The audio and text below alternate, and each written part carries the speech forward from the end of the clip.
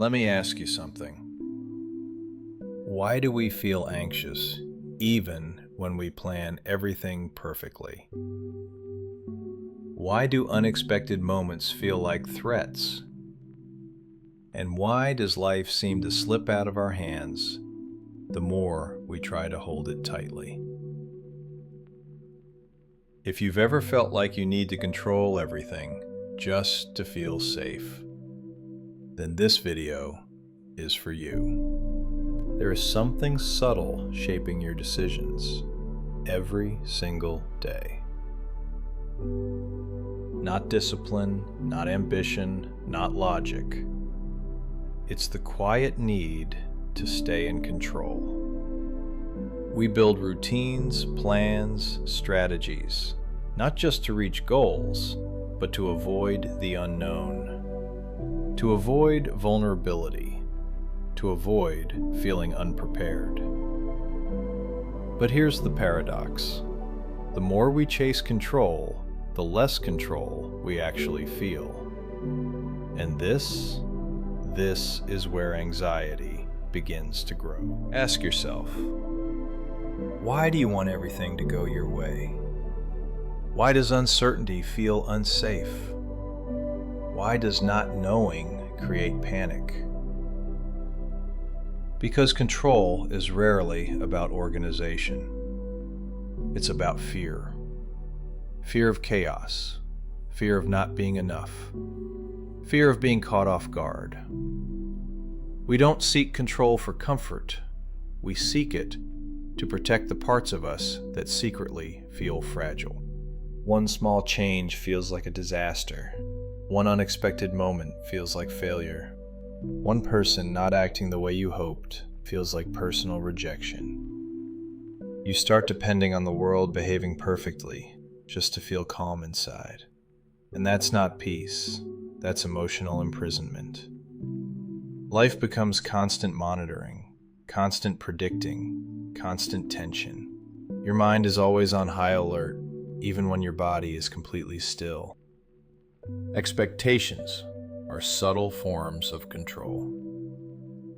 You imagine how something should happen. You picture exact outcomes. You rehearse scenarios in your mind. And when life doesn't match the script you created, you feel disappointed, frustrated, even attacked. Not because something went wrong, but because reality didn't follow your internal blueprint. Expectations make you emotionally fragile because your peace becomes attached to outcomes you never truly controlled. Here's the truth. You cannot control people. You cannot control time. You cannot control outcomes. You cannot control life. But you can control one place completely: your inner world, your thoughts, your interpretations, your reactions, your meaning making. Two people can experience the same moment and walk away with completely different emotions. The difference isn't the event, it's their inner foundation. That's where real control exists. Letting go is not weakness. It's not passivity. It's not carelessness. Letting go means I refuse to tie my peace to things I can't control.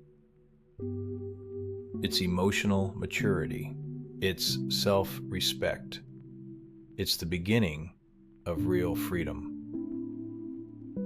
Because letting go isn't losing. It's releasing the weight you were never meant to carry.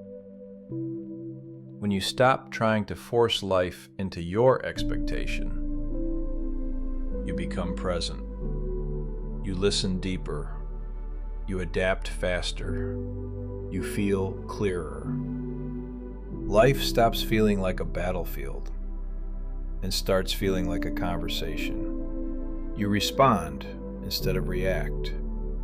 You observe instead of panic. You stop demanding perfection from the world, and you start building stability inside yourself. Real power doesn't come from controlling life. It comes from understanding yourself. Awareness beats control. Presence beats prediction. Inner mastery beats outer force. When you know yourself, your fears, your triggers, your patterns, unexpected moments no longer break you because you're grounded from within. And that stability doesn't depend on anyone or anything. Most of the pressure you feel in life doesn't come from the world itself, but from the invisible rules you've created in your mind. Rules like, I must do everything right. I can't make mistakes. People must understand me. Life has to go according to plan. These rules look like standards, but they quietly become chains. Chains that make you believe you must constantly perform, manage, adjust, fix, just to deserve peace. But here's the truth. You don't earn peace by controlling everything. You earn peace by letting go of the pressure to control what was never your responsibility in the first place. There is a kind of strength that doesn't look powerful on the outside, but transforms everything on the inside. The strength to pause instead of react. The strength to listen instead of fear.